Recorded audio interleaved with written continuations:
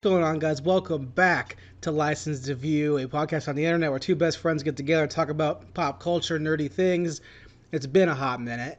Not because we didn't try. Well, it was a hot minute, and then we tried, and in the middle of almost being And then done. it became a longer minute. Yeah, like it was literally, we did an episode last week, or the week before Mm-hmm. that, 2 weeks ago. We had an Sure. hour and 45 minutes almost of pure Yeah. pro wrestling talk. It was great. That And was then, some solid gold we had. yeah, and then my computer decides to give a Windows update in the middle and just corrupt that Yeah. entire file. So that's where we're at now, but we're back. We're back again in the middle of the post Comic Con, San Diego Comic Con 2019. We're back. But before we get to that, we're going to start off like we always do. I'm one of your co-hosts. I'm Jason. With me as always, my co-host, Zach. What's going on, man? Not too much. Yeah, I didn't watch too much because last week I visited Charleston. And then my parents bought a boat, so I was on the boat Yeah, for how was basically the that? whole How was time. the boat, man? I couldn't go. It was fun. No, it was a good time. Thursday, me and my brother went out because he still lives in Charleston with them a lot, like because he's in the Air Force. So, but he doesn't live on base; he just lives with them. So, and so when they bought the boat, he went out with them to do their boating class or whatever. So they actually allow him to drive the boat by himself. So we went out on the river. I can't remember what fucking river it was called, but it was one of the ones that leads to the ocean. So we went out on the river on Thursday and had a good time. And then Friday, I went out with my parents and we just went to the lake. I think it's Lake Murray or whatever's close to the Monk's Corner area. But we went to that lake and had a good time. And yeah, no, it was fun. So How I much didn't watch. how much does a boat cost? I think they paid $20,000 for it. That's not too bad. It's like a car. It's like a cheaper car. Yeah, it's basically a car, yeah. And then but yeah, so I mean, and it's the boat, and then they got a bunch of extra shit because they had to buy the trailer and they had to buy I mean they've been buying like tubes and you have to buy life jackets and all that shit, and they bought a wakeboard and they have skis, and like I'm sure there's all this like extraneous like Yeah. cost that I mean like they didn't have to get, but I mean it's like if they're gonna get the I know my parents, if they're gonna get the boat, they're gonna get all that shit. So Well, if you're gonna spend like if you're gonna do a payment of 20 grand or a payment plan of 20 grand per month or whatever it is to pay Yeah. for a boat, you're gonna get all the boat things that you want to get. yeah, definitely for It's sure. not like I'm gonna get it's like if I bought a grill, which I did, and I'm Yeah. not gonna buy spatulas. Like, well, Yeah. I need them, Yeah. or I need a burger press, or I need charcoal. You need to get the most out of whatever you're buying. So Exactly, and you just hope that your credit card doesn't max out Yeah. or whatever you're using Well, to pay for it. I think they've been helped with that a little bit because well, not me because I wouldn't be able to use it as much. So I don't even think they asked me because I guess it wouldn't make as much sense. But my brothers are helping them pay for it because my Well, brother. yeah, they're gonna use it. Yeah, they're going to use it way more than I will. But so my Yeah. one brother he's trying to sell his motorcycle right now because he doesn't ride it that much. And so he basically told them that whatever they sell the motorcycle for can be used to pay for the boat. And then There you go. my other brother's been saving a lot from his job. And so he basically told them he'd chip in like $2,000 or $3,000. So There you go. it's not It like all they're adds like, up. yeah, they're not doing It like the whole all thing. adds up. What is the boat called? I think it's a Stingray. No, what's your Uh, dad gonna call it? Oh, I don't Or know. your mom, or whoever's gonna name it. Whoever names it, who's gonna name it? It's definitely, if it's going to be named, it's going to be named by my mom, but I don't know what she'd name it yet. They haven't given it a name yet, so we'll see. I want to throw in a couple options. I late think mod- number one, Sweet Chin Music Ooh, that's not bad. should be one. The Sharpshooter should be one. Too sweet for sure. Too Sweet would be good. Just wrestling finishers, just pretty Yeah. much. Yeah, yeah. I like the So, sharpshooter. Real quick, Sharpshooter's speaking good. of finishers, there's Yeah. a wrestler in New Japan. Name's Mhm. Jay White. He's the current leader of the Bullet Club. He's a really, really great wrestler. Oh, um, is he the one with like razor blades or something? Switchblade, yep. Switchblade, that's what he is. Do you know what his finisher has like the perfect like I geek out over when people have gimmicks that have like perfect like everything in the gimmick works well, right? Mhm. Like, I love that. It's like consistency. I geek out over that stuff. Right. So Jay White, Switchblade Jay White, Hmm. right, has all the hash marks on his clothes for the Switchblade stuff. Yeah. His finisher, dude. Guess the name, dude. Just guess. If you can't, I'll tell you in a second. Obviously. Hmm. All right, I'll tell you I right don't now. know. It's Blade Runner. Oh, that's pretty good. Bro, how sick is that? That's a pretty sick finisher name. Like, it's all perfect. Like in like let's say the Rock, like the Rock, like Yeah. People's Champ, People's Elbow, the Rock Bottom. Like that's perfect. Like Yeah. symmetry through the gimmick. Blade Yeah. Runner is a cool ass finisher. Sorry, but Blade Runner is good. Yeah. So, yeah, I watched his one match because I guess he was in it. I only watched the first week of the G1 so far, but he was in that tag match against somebody else. But yeah, he was good. And then yeah, watching the G1's been fun. I tried to watch it on Fire Stick, but I don't know. Something went wrong with your login. It didn't let me work it on the Fire Stick, so that was kind of weird. But yeah. So other than the boating stuff, there was a couple things that I watched, which was I watched fuck ton of anime. Oh shit! Okay. It's fine. So lay it on me. What you got? So probably the biggest things that I'm going to touch on is that I've been watching Vinland Saga, which is the Viking anime. Hell yeah, yeah. Which the first 3 episodes came out like a couple weeks ago, and then the 4th episode is set to start Sunday, and then once the 4th episode starts, it'll be weekly again. I don't know why, but they had that weird thing where they put like all 3 episodes out at once, and then they were like, "Oh, we're going to take a 3-week break," and I was like, "Just do weekly. Like, I don't need 3 all at once." I have a question for you for that actually, because I watched the trailer when it came out, because I have the first 4 hardback volumes of the manga that I bought years ago. Yeah. And I think I've only read like the first volume or whatever. Yeah. But the trailer for the anime looked like it didn't follow the main character of the manga. Who does it follow in the anime? It's gonna be following the blonde kid. Okay, because the trailer doesn't have that at all. It doesn't. Oh. Like it had like a black haired guy or something. I feel like. Well, the first 3 episodes are his dad. The main guy's still a kid, so it's mostly following his dad. And that they're gonna kill him off. When his dad's gonna die, and then he's gonna. Okay, then skip it.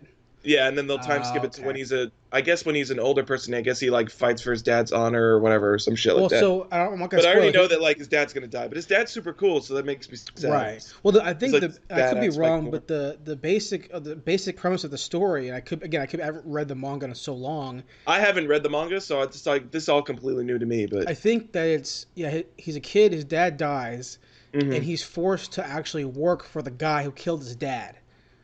That makes sense. So like Viking, like we take over your land, you're now working for me, and the whole time he's like a badass assassin or whatever. But he the whole time the other guy knows that he is gonna try to kill me at some point. Right. And I think this is a power struggle. I only read the first manga like 5 years ago, so I don't know. But I think that's what happens. That makes sense as to far as like what I've seen from the story so far, and like what I've seen from like trailers and the openings. So that makes sense. How's the animation? It's pretty solid. I mean, it's Amazon's actually backing it, and so they also did Dororo, which I watched last season, which is a really good like historical era like horror / like revenge story about a kid who loses every single part of his body to demons except for like his soul or whatever, and so it's all about him like going to reclaim his body. But it was done by a Japanese studio, Mappa, that I don't really know much about, but they did really solid work last season, and it's not Mappa, but I can't remember who's doing Vinland Saga. But I mean, the first 3 episodes were like pretty fucking solid as far as animation go. I mean, it's not like One Punch Man season 1 because like Madhouse is on like their own fucking level, but I mean, it's pretty solid. Amazon has a pretty good track record as far as like me watching their shows. They have a really good track record of having really good, solid animation behind any show that they're doing. So that's cool. Yeah, so it's that. What else was I watching that I like? Did you watch Fire Force? I did watch the first 2 episodes of Fire Force. The animation was good. Oh my god, it's so fucking solid. I can't wait to see more of this show. I'm already digging. I didn't watch Soul Eater. I haven't finished Soul Eater. I started it, but I mean, it's definitely like that quality of animation is just like killer. Yeah. It's hands down. I know it's already going to be like, and it's greenlit for like 60 episodes or some shit like that. Like crazy long run, but it's going to be like, I know it's going to be like one of the top shows of like the whole fucking year. Like it's just going to be so fucking solid. Well, that guy's art style whatever like Aku, whatever his name is. They Yeah. dude's art style is so cool. Yeah. It's like so It's so stylish. rad, and I love the concept too of like basically like firefighter exorcist. Like it's the Yeah. fucking raddest concept ever. It's just Yeah. Japanese doing like just animation, just doing like the shit that you never think would fucking work, and then they do it and they just fucking kill it. Yeah, there's like these concepts that I want to put like into a book that I write. Yeah. I want to like the story of Soul Eater could work in like a young adult series, Yeah. right? But the story of like I don't know. I mean, I guess Bleach could kind of work, but like One Piece wouldn't Yeah. work in a novel. It only works in like Yeah. anime, like comic book. That's a comic book type Yeah. story. So, Right. Yeah. I mean, if I read a Image comic book that was like fucking anime, I'd be like, this sucks. Yeah. It has to be like, oh, this is a manga. Okay, cool. Okay. Yeah. Like Doctor Yeah. Stone. No, I get that. There's definitely, oh my god, and I've been watching Doctor Stone, and that's Doctor Stone is also probably going to be one of my other favorite shows of the season. I just like all that shonen shit, and so yeah, Doctor Stone like fits right up at the alley. And Doctor Stone, as far as animation goes, I think Doctor Stone and Fire Force are definitely like the best looking shows of the season by far. So yeah, but yeah, I'm excited for both of those. that's cool. And then I started watching Code Geass a little bit too because that's on Netflix now. So I was going to start rewatching through that. I started watching the first 4 episodes and it's still really fucking solid writing. I don't know. See, I never will watch that show because I hate the art style, man. Oh, I love the art Can't style. stand that lanky art style. I also love. It has one of my favorite designs besides Gundam for a mecha series. I love the Nightmare frames and like the way that those mobile suits look, and they're like skate shoes that they use to like go around with and shit, and like the cool stuff they can do with that. So it reminds me of like IGPX, but like more political intrigue than like a racing show, which interests me more. So see, I'm not a fan, and this is maybe just stylistically of what I like. I like 80s shonen, not current shonen. 80s shonen being I like fucking JoJo and fucking Fist of North Star in terms of like the big guys. Yeah. Maybe it just I don't know what it is. Maybe it's the fact that I like wrestling, I like martial arts, whatever, like fighting stuff, Dragon Ball Z, that kind of stuff. So like Code Geass. Yeah. Yeah, no, I definitely can see that. It's super like lanky. Is that made by the same people who did like the other lanky shows like Fruits Basket and shit? I don't think it's by them, but I feel like it's definitely the same. Isn't there like a group of manga people who make those kind of things? Hold on. Those lanky characters? Yeah, like the lanky style. I don't know. I mean, it's definitely a type of shonen where it's like it's not really about like the battles, but it's more about like the mind games and stuff like that. Like it's very like yeah, exactly. Death Note. It's made by a group of genre. Female artists called Clamp. It's like based on their designs, which is like this like lanky style. Okay. They did. I hope the audio's okay on this. They did Magic Knight Rayearth, Card Captor Sakura. Okay. They did Chobits. I love Chobits. A bunch of like famous like 90s type stuff. That very 90s style. Well, that makes sense. Yeah. Yeah, I don't know. I mean, I don't mind it too much. I don't know. It's like, as far as aesthetic goes, I mean, as long as the animation looks crisp, I usually don't mind as much. As far as like, because I mean, I'm watching Fruit Basket right now and I'm fucking loving it. But as far as animation goes, like, I don't know. It's really hard for me to like find something that like I don't want to watch as long as the story's interesting. Right. Or the characters. Like in Fruit Basket, the story is like, I don't know. There's not much going on with the story right now, but there's a lot of like really good character work going on. So I don't know. I gotcha. Any other anime? Not anime. I don't know if we wanted to talk about this later or not, because this is originally what our topic was supposed to be about before the computer shit the bed. But I did finish season 3 of Stranger Things also. Yeah. Fuck it. Go ahead, man. I liked it a lot. I definitely. Hold on, real quick. So you had to watch season 2 first, though, right? I did. Yes. So I watched both. Right. I think I talked a little bit about season 2. You did a little bit, yeah. Yeah, I mean, it's I like season 3 better than season 2 for sure. Season 1's still the best.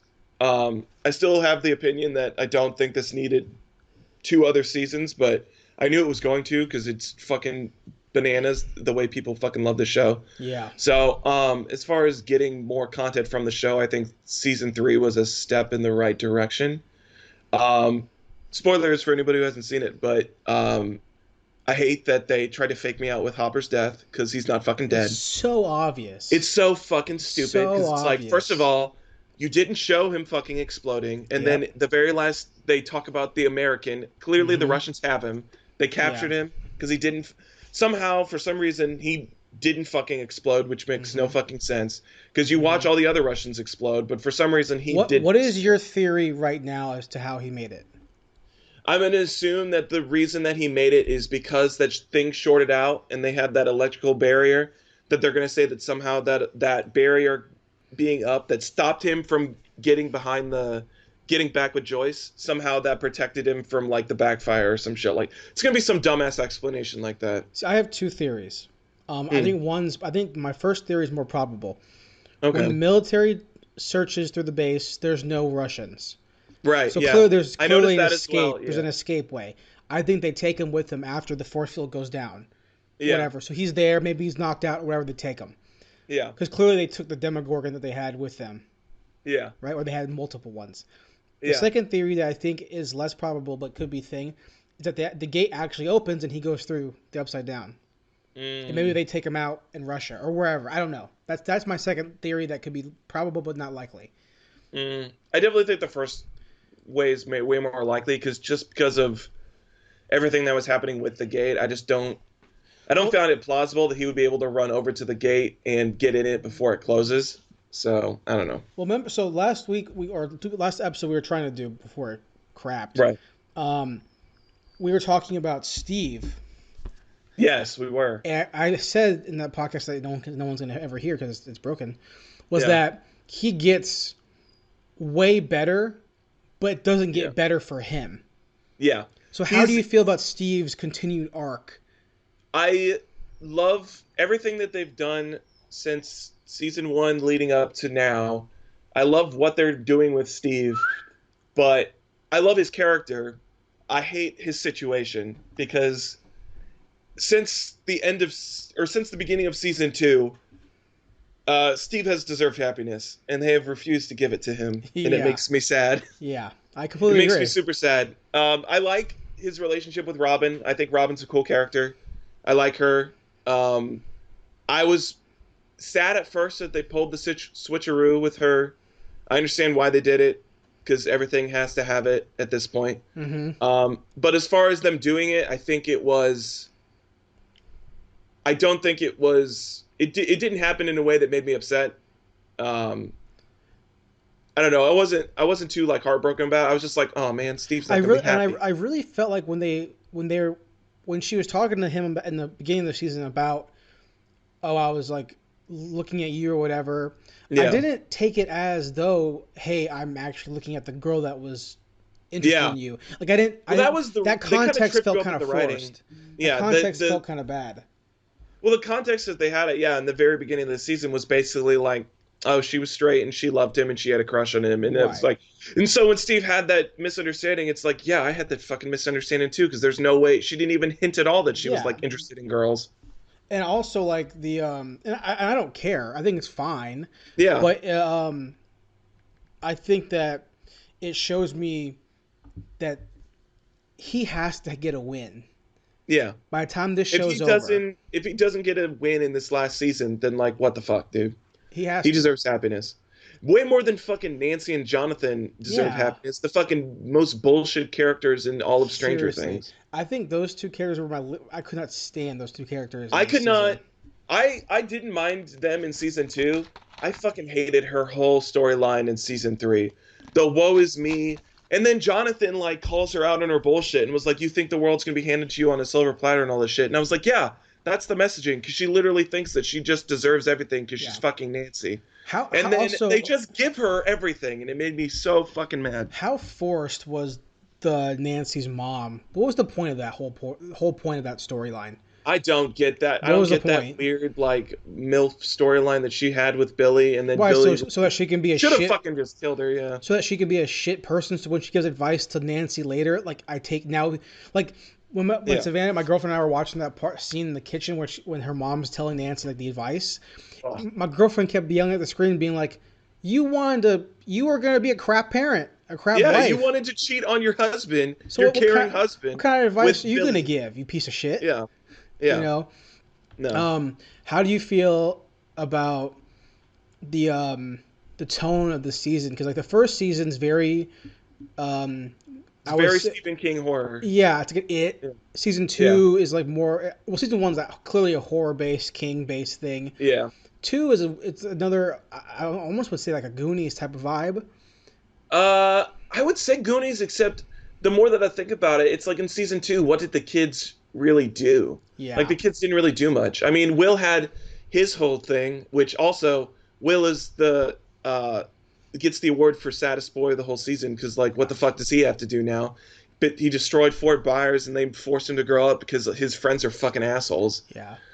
And Mike also gets the award for biggest asshole of the entire series. Like ever But since the end of season 1, like what the fuck has Mike done?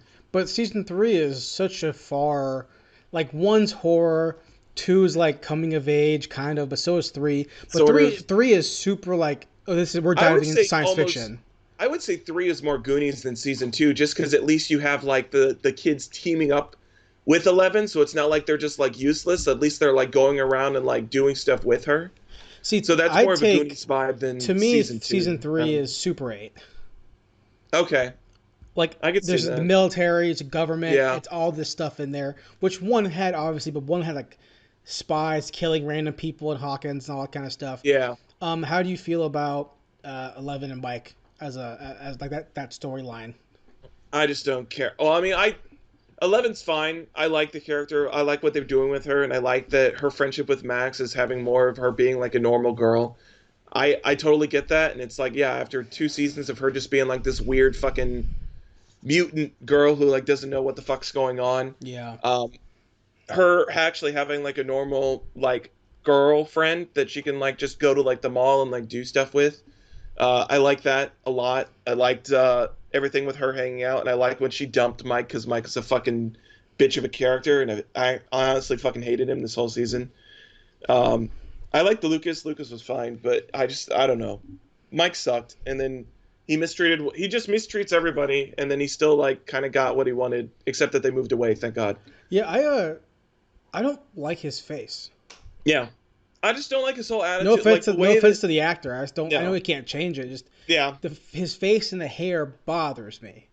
yeah. I don't know. I don't mind like his look. I just the way that they've written him is just like, I don't know. He's just super unlikable. I don't know. Which I mean, I guess he kind of still was in like season 1, but it felt like they were retreading the same plot threads from season 1, where it's just he gets everybody in the group mad at him because he wants to do things a certain way and everybody else has a better idea, but he refuses to listen to them.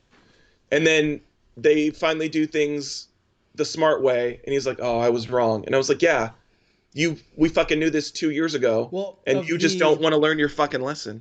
Of the 4 groups of stories that are happening concurrently, Also, too many fucking stories going on. yeah, the one with Jonathan and Nancy can be removed. I don't care about that. Oh yeah, that. But that didn't even need to fucking be there. of those 4 stories, including the Nancy and Jonathan stuff, those Yeah. 4 stories that are happening at the same time, in order of ones I actually liked, Yeah, the Russian Dustin base, Steve.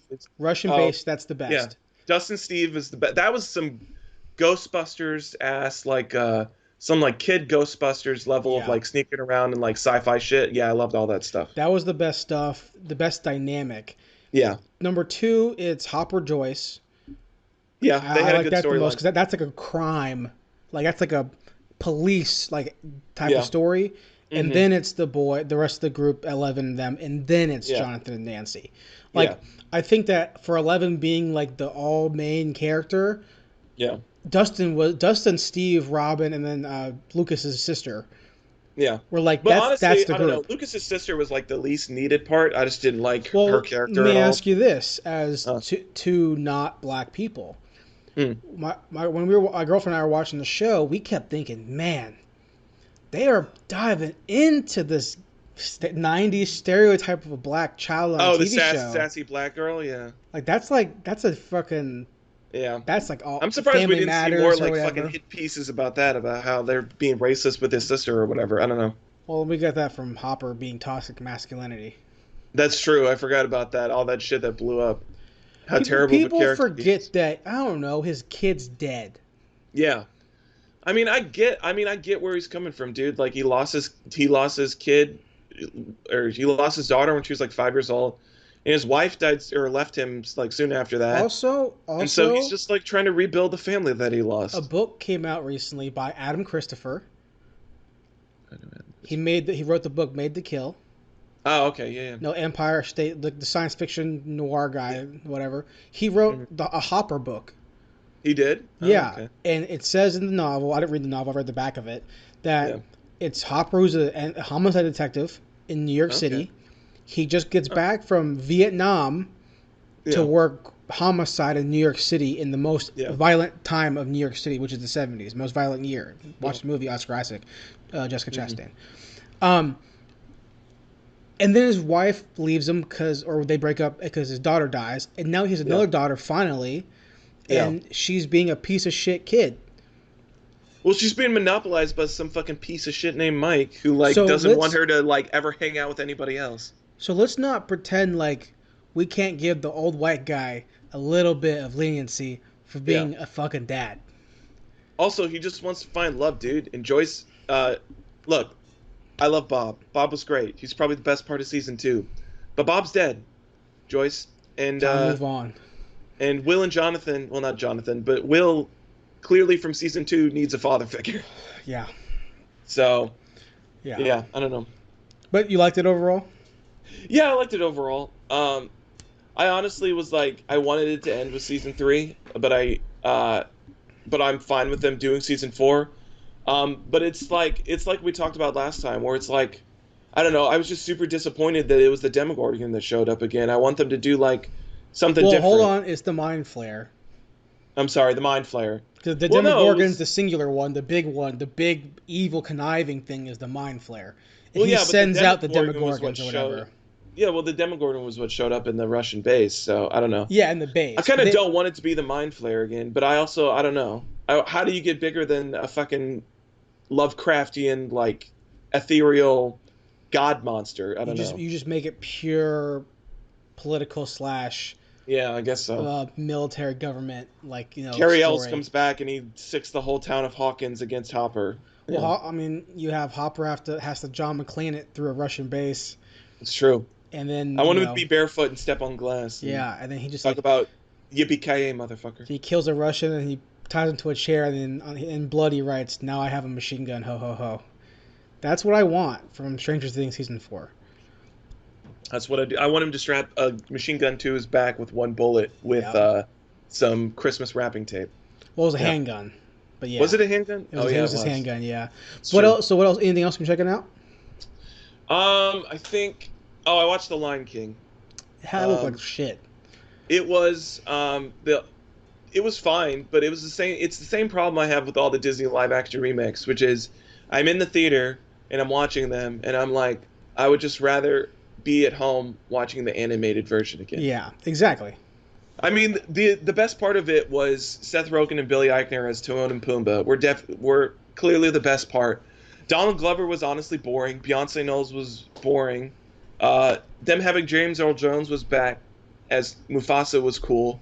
But the whole time I was thinking, I was like, why am I just not watching the animated version? Mm-hmm. Like, I don't know. It didn't bring anything new to the table that like made me be like, oh, I'm definitely gonna watch this like over and over again.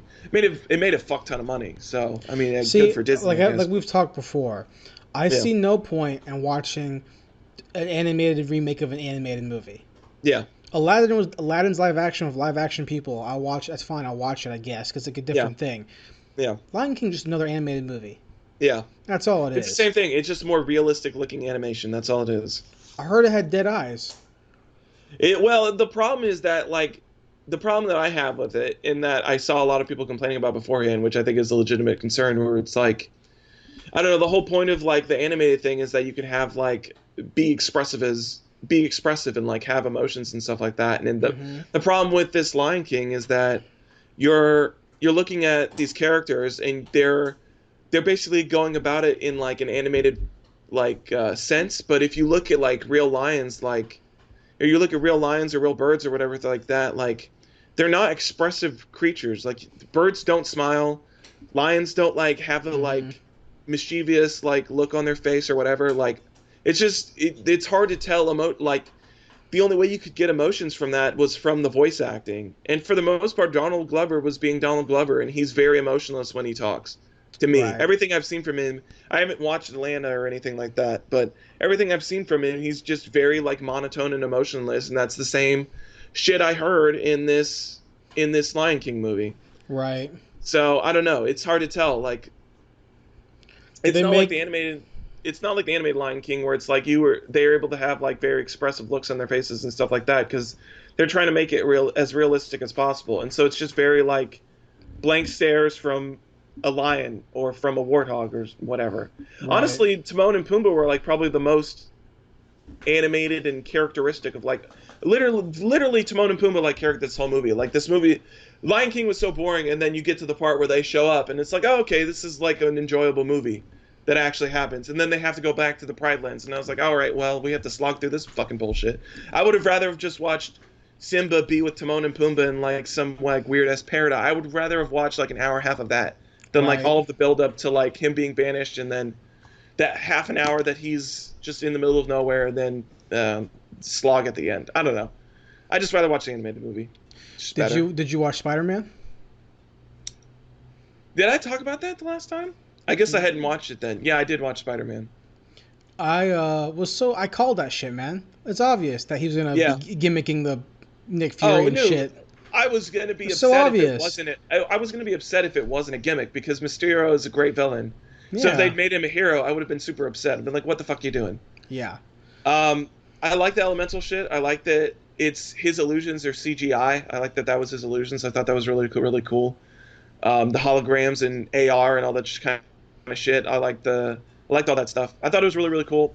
And as far as like his illusions being on screen, I think as far as Mysterio using illusions to trick Spider-Man, I think it was the best that it could have possibly have been.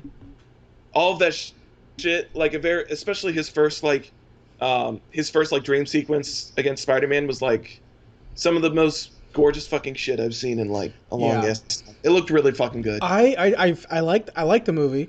Yeah, I liked it overall. I didn't like that they changed his whole backstory to just be relevant to Tony Stark.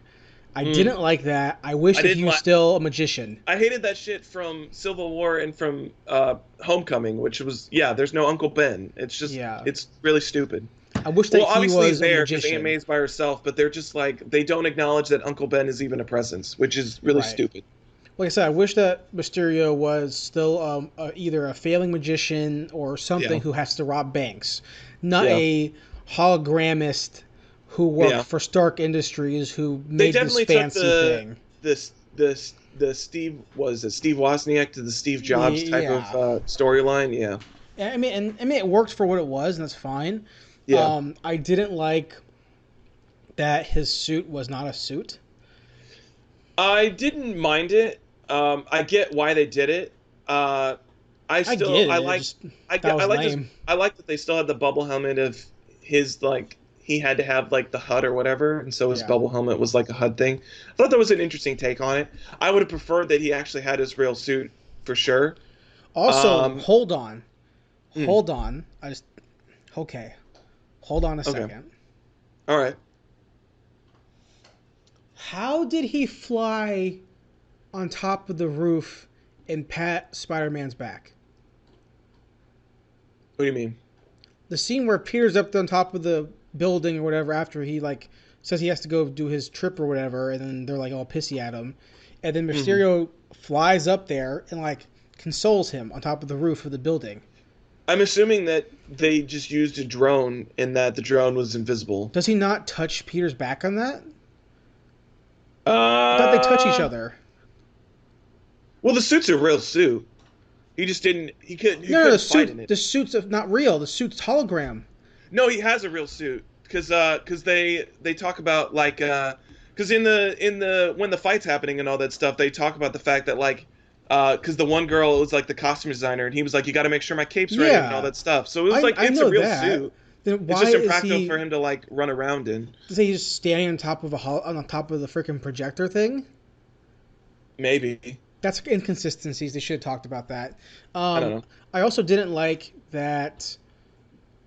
I didn't like that Nick Fury was out doing whatever the fuck, and it's the Skrull people. I don't know. Yeah, I didn't like It was that. really dumb. I didn't like that. I didn't like that they. Speaking of which, we got one of the best announcements ever from Comic-Con, which we'll get to later. But Yeah, in that line, I forgot what bothered me about the movie, but that's fine. yeah. That's fine. I liked it for what it was. Yeah, I know it was fine. I mean, I think overall, I think I liked it better than Homecoming. I don't know. It's hard because I just really I like Jake Gyllenhaal in it so much. I think he's so great. Yeah, he's so good. He's so good. And I mean, he played that character really Michael. well. Yeah, he. As far as what they wanted him to do with it, I think he did a really good job of like being like the disgruntled former employee that like slowly like loses his shit and all that stuff. And I mean, he's very smart, and I like what he did at the end. I liked his end reveal of first of all, the J. Jonah Jameson shit was like fucking killer. Yeah. Loved it. Loved that J.K. Simmons is back. That was fucking killer. This is what I was gonna say. I hated the fucking identity reveal. Oh yeah, you didn't Hated like that. So now the rabbit out of a hat. Are we gonna get a Mephisto?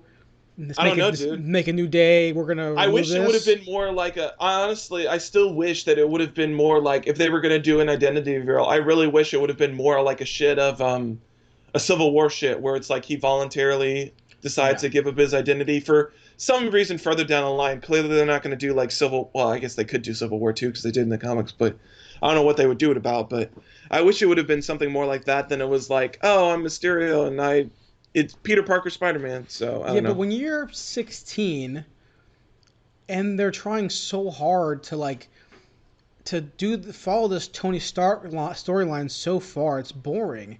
Yeah. Again, Peter says it in the movie. Friendly neighborhood Spider-Man needs to come first. He has to be able to work the neighborhood.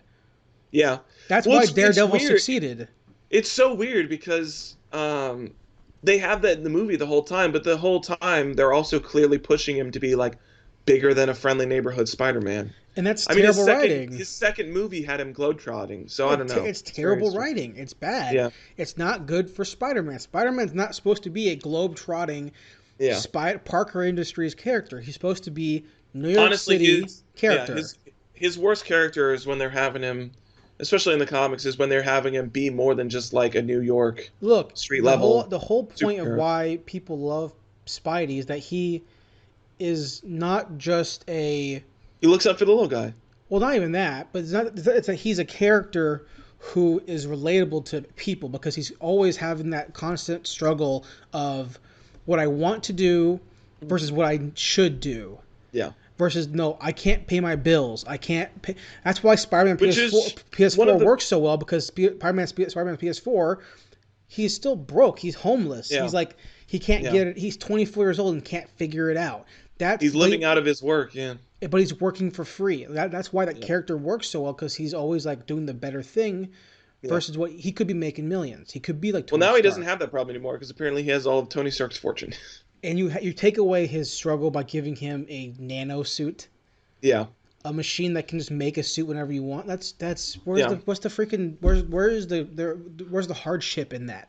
Yeah, I don't know. It didn't make a whole lot of sense. But touching on that characterization, I think one of the best parts of the movie is what they did with MJ. I like that dynamic that they had of him struggling, of like wanting to be with her, but then also great. Like also wanting to be Spider-Man and doing that whole thing. And like, yeah, I mean, it was the classic Peter Parker thing. If he wants to be romantic with her, but then he also has to go and like do superhero shit, and that constantly keeps interrupting. And that honestly, whatever he's trying to do, was the better part of the movie. Yeah, no, I think all of their storyline was the best stuff. Yeah. The Mysterio stuff was fine. Yeah. But the Peter MJ stuff is infinitely more compelling because you want him to succeed because it's a dramatic thing. But you have him now say, "Oh, I have to go on a date with MJ. Sorry, I have to go to England tomorrow to help out fucking Captain America." I don't want that. I want it to be where he's in a pizzeria trying to eat a slice of pizza, and he hears a car go by, and it's a fucking police car, and and she looks at him, and he goes, "Oh, well, sorry," and he webs things away. That's what I want, not him hopping on a private jet with Falcon and just flying away. That's not Spider-Man. Yeah, no, I agree. That's exactly why Dan Slott left Spider-Man, and they brought him back to being a broke, roommate living 26-year-old, whatever the hell. Yeah, who's writing Spider-Man? Is Nick Spencer, right? Is writing Spider-Man? Yeah, the last I saw he was, yeah. Because Dan Slott's on Fantastic Four. I haven't read it in a while, but I like what. Yeah, I haven't read it in a while, but when I was reading it, I liked what they were doing because it was right after they figured out that, because Otto had written his thesis or whatever, and so they'd said his PhD was plagiarized and all that shit. Mm-hmm. It was like right around the start of that. I think it was only like six or so issues in, but yeah, it was great. I was loving that stuff.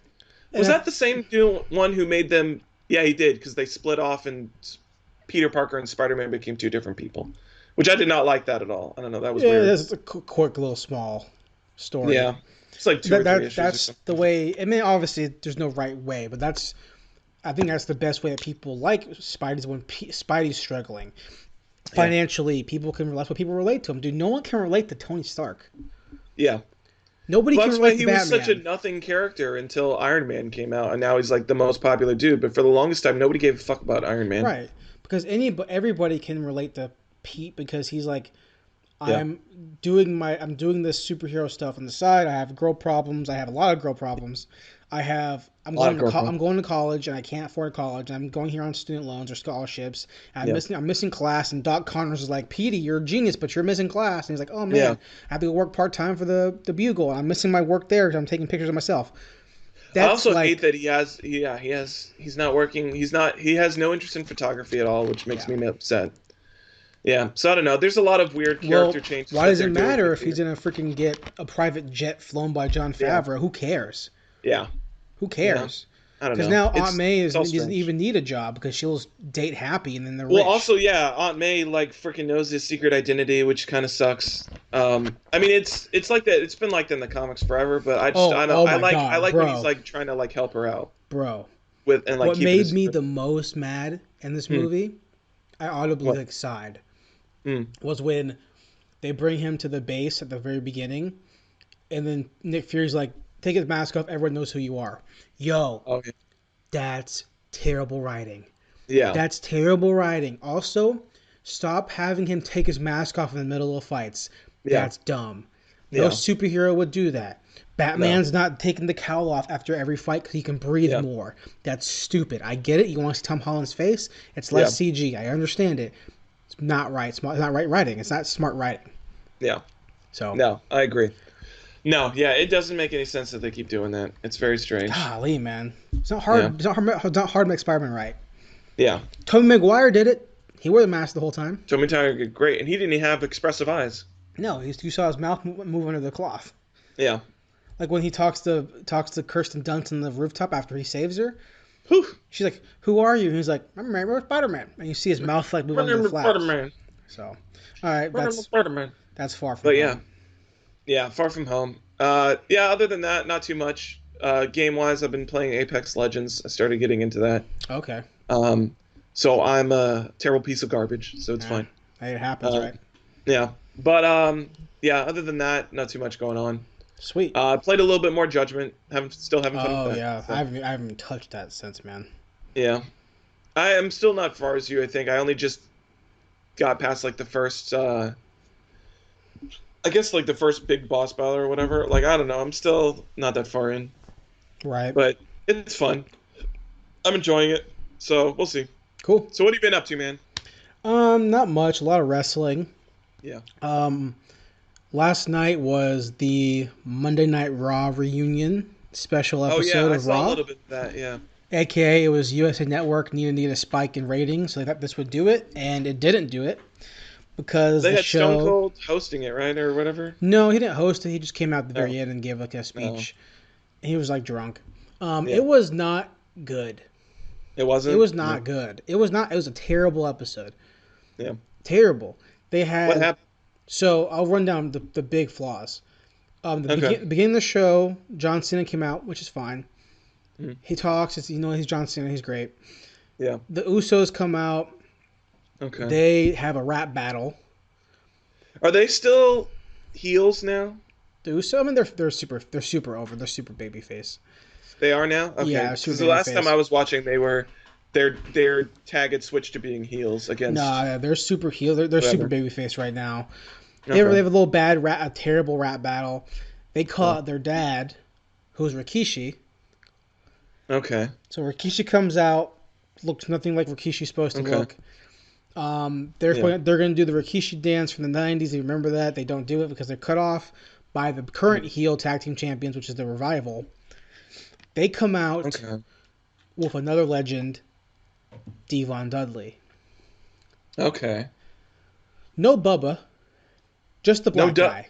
I was about to say, well, are the Dudley Boys, are they on TNA right now, or where are they at? So Bubba works for Ring of Honor. Okay. Devon, I believe, works for WWE in the back. Okay. So that's why. But why would you send him out there? Yeah, I don't know. There's no relevancy to have him there with this other tag team. Except that they need to have a legend out there at all times. Yeah. Exactly. So that happens. That sucked. They bring Christian out to commentate. Okay. And he of a different match. He's usually pretty good on the mic. Was that not bad? He was fine, but they keep asking him questions. WWE has this problem now where they don't commentate match. They don't do color commentary. They just talk over the match, and it's terrible. And they'll ask him a question, Christian. He'll start answering it, and then someone else will interject and cut him off because there's 4 people trying to share mic time. I was going to say their announcement table is like super big now. It's terrible. It's terrible. Yeah. So then the AJ Styles, Carl Anderson, Luke Gallows, who are all Bullet Club members. Yeah. They were called the Club for a while, then they separated them. But now they brought them back together. Now the Club. So who's all in there? It's just AJ, Carl Anderson, and Luke Gallows. Oh, and AJ's with them again. Yeah. Okay. So they brought them back together. They made him heel. AJ's a heel now? Yeah, he's United States champion, AJ. They're heel stable again. But they changed the name from the Club to the OC, which is the original Club. Which anybody who knows wrestling and knows Bullet Club knows that if anyone should be in that club called the OC, it should be Finn Balor. Finn Balor, yeah. Because Finn Balor. Well, he's still got his Balor Club or whatever, right? No, that's his thing. Because Balor Club was just Finn Balor, Luke Gallows, and Anderson.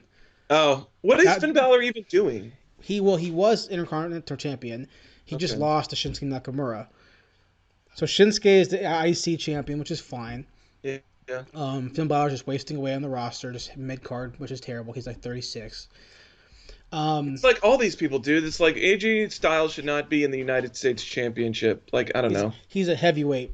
He's a world heavyweight champion guy. Yeah. He's top tier. Because the freaking Finn Balor is too. Like, I don't know. Heavyweight champion is fucking Kofi Kingston. What the fuck is that shit? So hold on, real quick.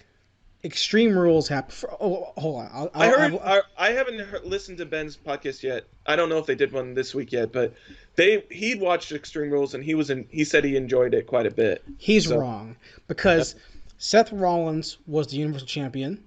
Yeah. He loses it because Brock Lesnar cashes. Yeah, I heard about that. That shit was fucking boring. Yeah. Brock wins it again. I'm tired of seeing both of these guys have the strap. Yeah. And you're tired of Seth Rollins too? Yes, because he's annoying as hell. Oh. Great in-ring talent, terrible on the mic. Oh. I'm tired of the gimmick. Yeah.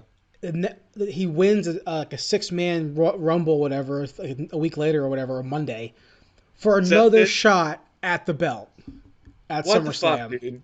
Why are we not having other people do the belt? Like, what the fuck is going on? And then you flash forward to SmackDown, and now the champion, the heavyweight champion, is Kofi Kingston, who sucks. Yeah. Like, I'm sorry, and Kofi has never been world heavyweight material, dude. He can't hold the championship. I mean, people like him a lot because of the New Day stuff. I hate the New Day personally. Is he still? Is New Day still going? Yeah, like, what the they're champions again, I believe. Oh, God. I think it's a terrible gimmick. I don't like them as a stable. I think they're annoying. Maybe it's just me being whatever, but as a champion, he's really small. Yeah. He's athletic as hell, yes, but he's just not. His moveset's boring. His finisher looks really weak, and his trouble in It's still paradise, his just whatever. like bicycle kick, right? It's like the spin, really soft spin kick. It's Yeah. so not It's very weird. believable, I don't know. and people sell it, but it's clearly that they barely hit him, and he Yeah. botches a lot. But Yeah. now he's feuding back. He's feuding with Randy again Oh my god. because they have a big, long history of feuds. Because there's about like 8 years ago, there's a match, and then they're trying to do the finish, and Kofi botched it. So Randy started calling him stupid in the middle of the ring, like yelling it, like stupid, stupid, stupid. I'm like, man, Randy. Yeah. But Randy, again, Randy looks like a champion. Yeah. And I'm not saying you have to look like Randy Orton to be the champion, but when your moveset's boring and your finish is boring, and looks like I could take it on the chin and it's no problem because he moves so slow. Yeah. Like, plus when I'm watching New Japan so much, like I see like strong style kicks where like man, you see like the sweat like explode off chest because the kick is so hard. Yeah. So Robert Union, AJ the OC was feuding with Ricochet. But he's injured right now because he has like an elbow injury or something, so he can't. Is he's not clear. He the newest like high flyer for Yeah, Raw? He's super cruiserweight guy. He's a great wrestler. Okay. He was the. It's like Evan Bourne and that kind of shit, like in that vein. I'm not sure who Evan Bourne is. Oh, when I was watching, he's just super flyer. He was just a high flyer. It was like he was a super over high flyer. He came from ECW or NXT or something like that. Right. His big thing was his move was the shooting star press, which was great. I love Stu. Yeah, Ricochet does those. He does 630s. Yeah. He's a lucha. Yeah. He's great. He's a great wrestler. Well, the club beat him, then took the championship off him, whatever. They were gonna feud again.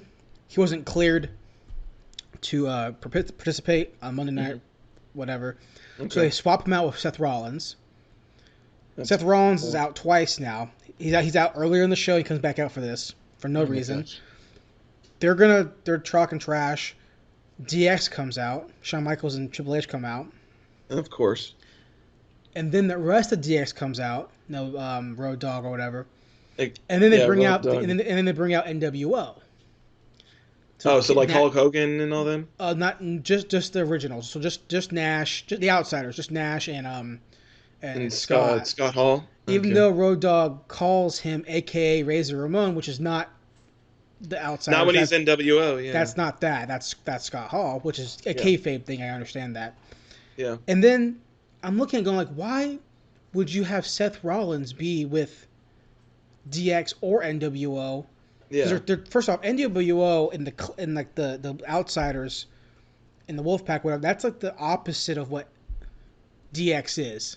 I was going to say, weren't they in the feud with DX for they were a time? feudy thing when they came back to WWF, and then like at Raw 25 a few years ago, DX like too sweeted like the club. Yeah, they're like, yeah, hell yeah, too sweet, and now they're not into them. Yeah, now they're like not cool with them. Yeah, it makes no sense. It's just bad. Also, I'm tired of seeing the same wrestlers come back for a paycheck because most of them can't wrestle anymore. And I'm not gonna like if Hulk Hogan try to fucking, I don't know, hit someone, I'm be like, yeah, I don't believe it. Yeah, no. I know it's wrestling and everything, but still, I don't like. It's gotta be at least a little bit believable. So that happened, and the whole show was just rough, man. So eventually, right now Kevin Owens. Yeah. His finisher. What the fuck is he even doing? So he's the big main eventer right now in SmackDown. Him and Shane McMahon are feuding. Okay. Of course. Why I'm so over Shane McMahon inserting himself into main events. I'm over it. He did it with AJ, and now he's doing it with Kevin Owens. I'm over it, dude. So it's Shane, Elias, Drew McIntyre are like his lackeys, which is sad because Drew McIntyre is really great. Yeah. So they're there, and Shane's going around calling himself. His thing is now, I'm the best in the world, which is a CM Punk thing. It's also a Chris Jericho thing. Yeah, but CM Punk took it from Chris Jericho. CM Punk would yell it out before he walked out to the ring. He would get on one knee and yell like "best in the world" or "it's clobbering time" or whatever. Yeah. And then So Kevin Owens is they're playing this Stone Cold story where it's Shane McMahon's the authority, the oppressor, then Kevin Owens is doing the kickstunners, giving up these good promos, but they're clearly worked so that they're meant to be, they aren't like off the shoot like pipe bombs. Right. Mm-hmm. And he like hops in the crowd, will kick stun Shane, then run away. You're barred from tonight's entry. You can't be here. He slides in the crowd, wears like a crude shirt, kick stuns him, leaves. It's like, it's not good. Mm-hmm. And then what they did was not have Kevin Owens on Raw Reunion with Stone Cold. Yeah. Like, the whole point should have been the legends are helping to get the new guys over. Right? Like, yeah. Like, get them sold. So, like, the only person that did that was Mick Foley, because Mick Foley's out there in the ring cutting a promo, and the lights come down, and it's Bray Wyatt in his new gimmick called The Fiend. He's in a new... Okay. Yeah, and then Mick Foley helps get Bray's new gimmick over into the crowd. That's good. It worked out. But what should have happened was that DX should have two-sweeted the club. It makes no sense. Get them over. Make them look heely. We have the DX huge heels. We're gonna give them a two-sweet that we know that they're also really big heels and we appreciate what they're doing. That's what should have happened. Well, I don't know, because it's now, I don't know, when you look at the reputation of DX now, I mean, they kind of were heels back in the day, but I mean, I don't know. I feel for the longest time, they've just been super babyface. Well, yeah, once you're famous enough, you can't be heel anymore. Yeah. Like, even Stone Cold can't be a heel because everyone loves him. Yeah. Right? But, so the biggest travesty of WWE Raw Reunion is a Samoa Joe. What'd they do to my boy? Samoa Joe has become a jobber. What? He's lost to Kofi. He's lost to everybody. How are they mistreating Miss Samoa Joe like this? Even though Samoa Joe comes out to the ring, cuts a killer promo, saying like... He's always been killer on the mic, and he's a killer in the ring. Like, what the fuck? He cuts a promo being like, this is stupid. This nostalgia is terrible for the company. It's terrible for the profession. This is it. This is idiotic, which is I completely agree with. Yeah. And then he gets his ass beat by Roman Reigns. Oh my God! Roman came back. Here's what happens in this segment. Samoa Joe comes out, killer interest music, looking sick, thick man over here, cuts a good promo, intimidating as hell, right? And he says something along the lines of, "Oh, the Usos bring out their daddy," and then Roman Reigns comes out because Roman Reigns is like, he's the uncle to the Usos. Yeah. Right. Even though they're same age or whatever. They're like the same age. Yeah. Yeah, just family, whatever. Yeah. So he comes out and he says, "Well, no one can talk about my family, so if you're gonna say it, go ahead and say it to my face." And Samoa Joe's like, "Well, I just did." Yeah. And they fight, and then they fight for like 10 minutes, and then Joe's like, "All right, well, we want to do this for real right now," and he loses. Oh my gosh. But hold on. Here's the other thing. Samoa Joe just needs to leave and go somewhere else where his talents are appreciated. Here's what killed me is that because Roman Reigns is terrible on the mic. Yeah. Before they start fighting, Roman Reigns says, "Well, you're from the same island. You know what comes next." Oh my God. Oh my God. Oh my God, man, that's such bad fucking delivery. It was so bad. It was so. I just don't. I mean, I knew it's going to be bad because it's just everything that I see from Roman is just like, it's not good. And I honestly don't even think he's that good in the ring. And he has terrible mic skills. The only reason he's getting over is because he's related to The Rock. He's not even getting over. The only reason they want to push him is because he's related to The Rock. Well, kids like him. Kids and girls like him. They like that Superman punch shit, which I don't understand. I think that's the lamest fucking shit. He has a good look. At least when the Big Show did it, it was like, oh yeah, he's got like the hand that's the size of your fucking head. Yeah. It makes sense that his punch would knock you out. I mean, he has a good look. He looks good. He's athletic. He can get better in the ring. But he's not good in the mic. Neither is Seth Rollins, and that's the problem. Yeah, Samoa Joe, he won't leave because he's... The best of that whole group is now in AEW, so... Well, exactly. But his Samoa Joe won't leave because he's getting older. He's like 36 probably, almost 40. So at this point, he's cashing in, which I don't blame him. He's worked his whole career in poorly paid promotions, doing great matches, and now he's finally getting paid $1 million a year, $2 million, $5 million a year, whatever it is. Like, hey, I get it. Makes me sad because I just remember when he got introduced that he was joining the main roster. I was so excited, and his first feud was against whoever it was. I was like, it was such a letdown. Well, it's like Shinsuke Nakamura, who was fantastic. Shinsuke's like 39. Yeah, he debuted like 2002 or something. Amazing wrestler, great history in New Japan, fantastic strong style abilities, great promos, great skills in the ring. He's a mid-card talent at WWE, but I don't blame him for staying there because he's getting paid more money than he's ever been paid before, so he can take it's like a working vacation. Yeah. You come in, you do some bullshit, barely talk on the mic because you're Japanese. Yeah. Do a couple of weak, strong style moves. Do some cool hand gestures. Yeah. And you make $1.5 million or whatever the fuck. Yeah. So Raw Reunion sucked, man. It was bad. Yeah. That makes me upset. But on the flip side, the G1 Killer, man. John Moxley's been killing it. Juice Robinson's been killing it. Tanahashi's been fun to watch. Everyone's Did you watch Fight for the Fallen? Because I haven't watched that yet. I watched some of the matches. I watched the first. I think I got around to watching the first one, which was the opening match, which is honestly like, I don't know why I even watched this match because it was just not that.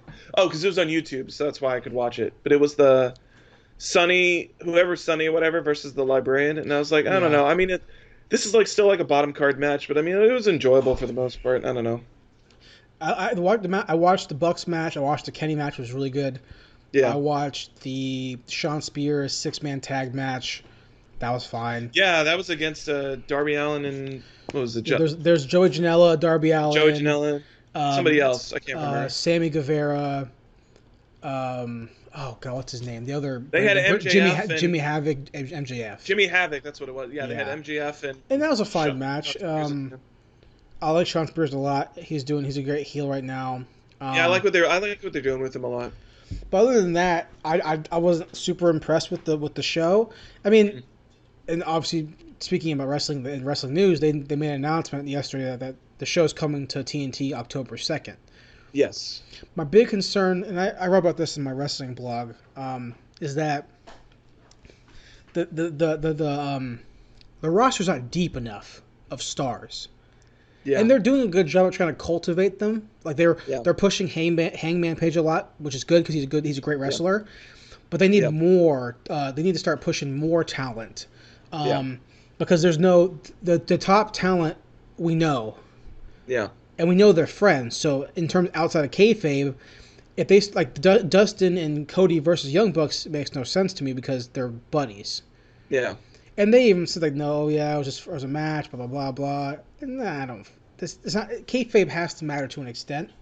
Yeah, they've got to start pushing more people. I mean, just for the line of having like, especially when they're going to, the weekly TV show. Yeah. You just got to start pushing more because, I mean, even in far as terms of like heels right now, the only one I really know is, well, they've got Shawn Spears and then they have MJF, which MJF is great. I love him on the mic. He's awesome. It's great. But I mean, if it's just him and Shawn Spears are the only heels that they've got going on every week, that's just going to get stale really fast. So right, and you have we got Kenny versus John Moxley, which is going to be great. Yeah, but it's only like 6 top stars that we know. Like we know them, so they have to start cultivating new ones. Yeah. For the weekly and for future pay-per-views, because at that point we're going to see the same match recycled so many times, and I don't want to see that. Which is what happens when you have a new promotion, right? So there's that. Tonight, actually, I'm going to go watch NXT, a house show. I'm actually wearing an NXT shirt right now. Nice. Well, it's not NXT shirt, but it's an NXT wrestler. So watching that tonight, and that's kind of it. That's all I've been doing, man. Watching old WrestleManias. Yeah. WrestleMania 17, rewatched that from my childhood. SummerSlam 02, Survivor Series 02. I went back and rewatched an old Royal Rumble recently, which was the one, I can't remember what it was, but it was the one where John Cena came back. Okay. From that injury. Because I just really love that Royal Rumble. That was great. Well, in terms that of one, and I think the one when Edge came back are like probably 2 of my favorite Rumbles of all time. Right. For me, pay-per-view wise, SummerSlam '02, Survivor Series '02 were big. WrestleMania, what is it? Maybe Survivor Series. Bret Hart versus Stone Cold won, where Stone Cold is like locked in the sharpshooter. He's like bleeding. That's a really great pay-per-view match. Yeah. I forget what pay-per-view that is. I rewatched Razor Michaels ladder match. Fantastic match. I love Razor. So that's been all I'm doing really. Yeah. So yeah. Yeah. Interesting. All right. Do you want to hit some of these news articles before we go ahead and call it an episode? I think we do. I think there's a couple of things. We're at an hour and 5. We are. There's a couple of things that I need to touch on for sure, yeah. Let's do it. So, the most exciting thing for me, the fucking Watchmen trailer. That trailer was sick as fuck, dude. I'm so excited for that. I love what they're doing. I love this alternate universe or alternate history Watchmen that they've got going on and all that shit. I love the teases to like the fact that the police are like also vigilantes. I love that shit. I think that's an interesting world building going on. I'm excited to see what they're doing with Dr. Manhattan and Ozymandias. I'm just super stoked for it. I think it looks really, really good. And I can't wait for October or November or whenever the fuck it's supposed to premiere. Be watching that shit day one because it looks super fun. Like I told you when it came out, I don't know what's going on. Yeah, but I don't know what's going on either. But that's what makes me excited for it because it's not just a retread of the Watchmen. It's something new, which is, as far as what we've been preaching ever since we started this, is like what I want to see is like at least if you're going to use a property that's already there, do something new with it. And so they're doing that. And so yeah, I'm excited to see what they've got going on. It looks cool. I don't really care for the main actress. Yeah, it's I don't know. She was in some recent movie, wasn't she? Regina King? Is that her? I think so. I mean, she's a famous actress. I just don't know. I don't really like anything she's in. Yeah, I just can't remember what her name is. I don't know. But I mean, Regina it looks interesting. King, yeah. It looks interesting. I mean, I'll check it out. I'm not gonna watch it every week. I'll probably watch it when it's done because I hate weekly TV. But yeah, I'll check it out. I know you're hyped for that. For me, what I was hyped the most for. Tell me. Show me. Honestly, it was supposed to be Witcher. Mm-hmm. I was like, it wasn't bad. That trailer wasn't bad, but it definitely, I don't know. I wasn't super excited for it, but I don't know. I mean, I played The Witcher. I played Witcher 3. I tried playing Witcher 2, and my computer wouldn't handle it, so that sucked. And then which is rough because the game's old. Yeah, and I just don't know. I don't know. I just don't know too much about the world. I know the basic premise of the world and stuff, and that's kind of cool. I don't know too much about the books, so. And then basically the guy said that.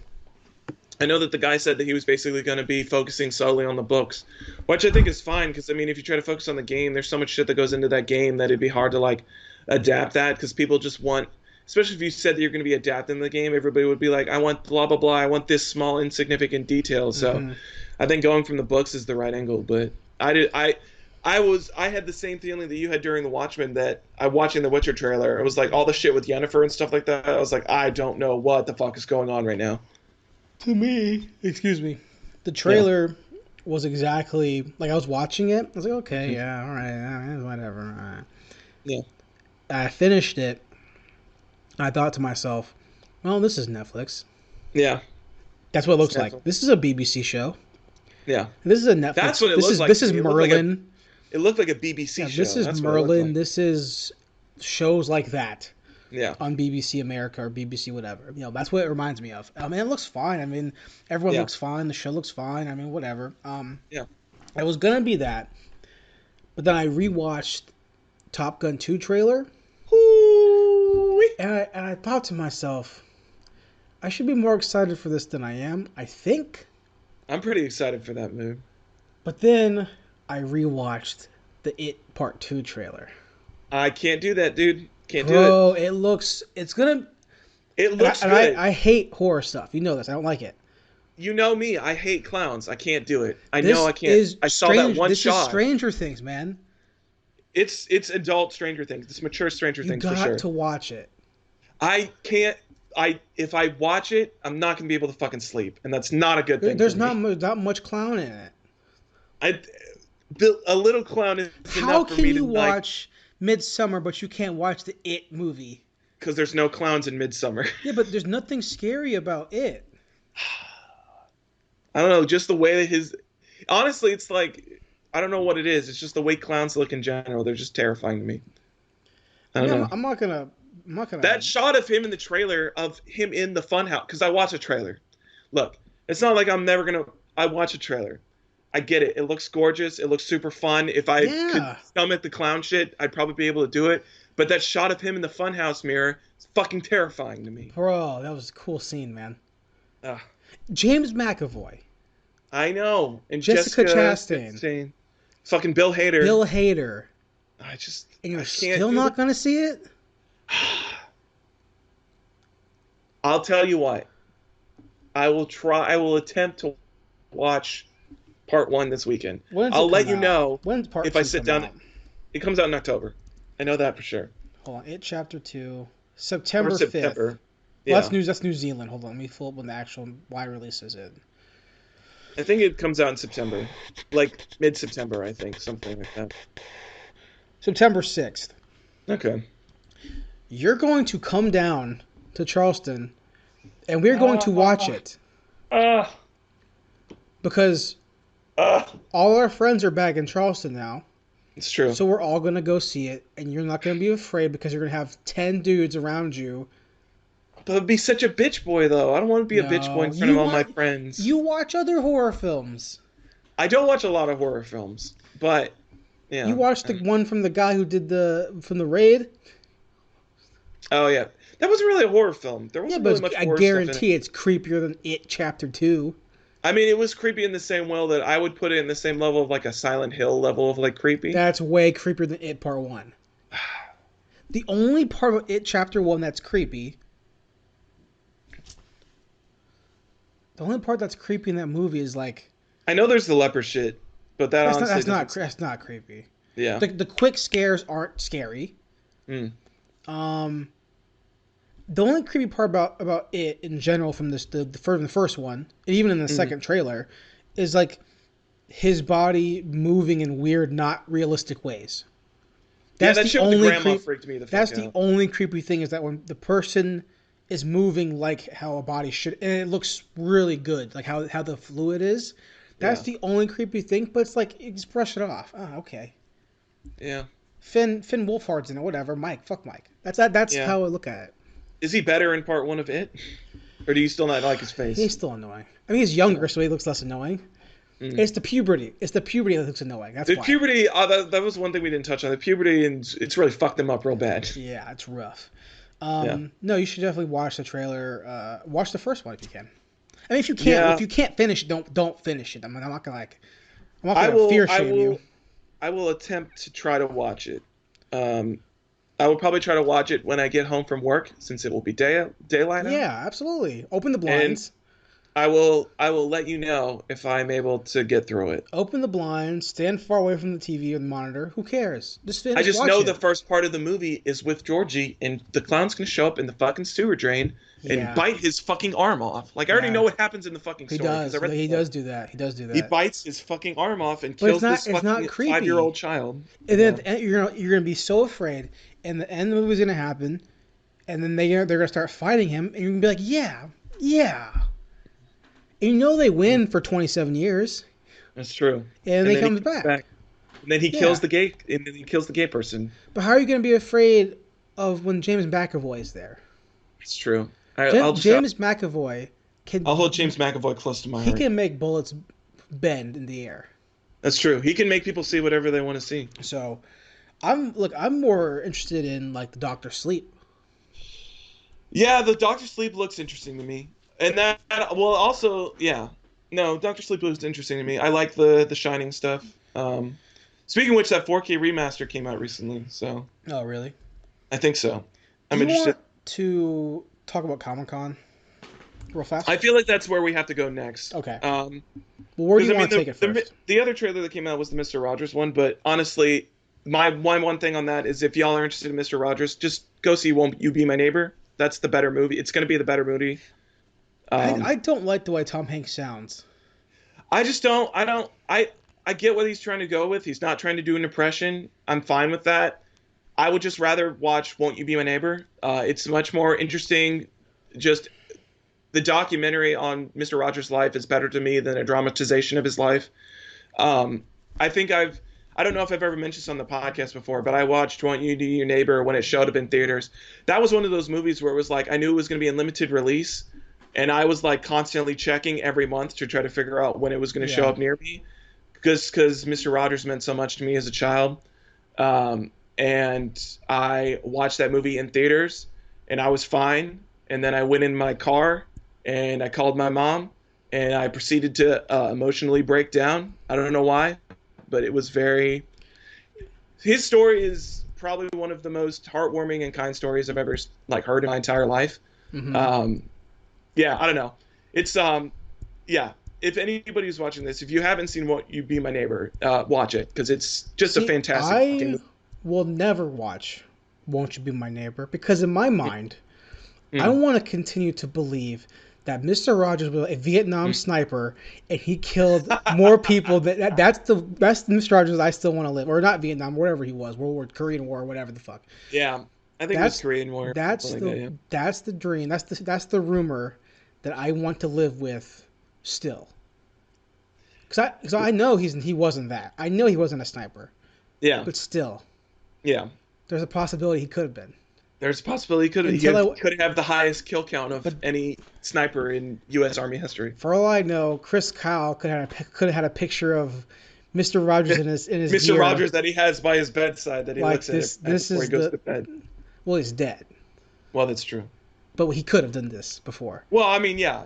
Look, before he went to bed, yeah. There's a deleted scene. There's a deleted scene of American Sniper where Bradley Cooper is up in the Overwatch in Afghanistan or whatever, like Fallujah, and he's sitting there like a little locket with Mr. Rogers. He's scoping in, going across, watching his Marines, and he's like, I have a target locked in, and he flips open like a little silver booklet, or it's a picture. It's a wallet picture. And he's like flipping through his picture of his wife and his kids and his dog and his parents, and then a picture of Mr. Rogers like this, with his long ass rifle. And he touches his face,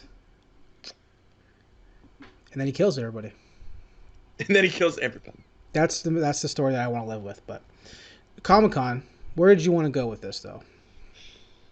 So I mean, obviously the biggest thing is Phase 4 of Marvel was revealed, and there's two pieces of news that I find the most interesting, and it's about things that weren't announced, which is, three pieces of news, which was, there's no Avengers movie in this Phase 4, which is interesting.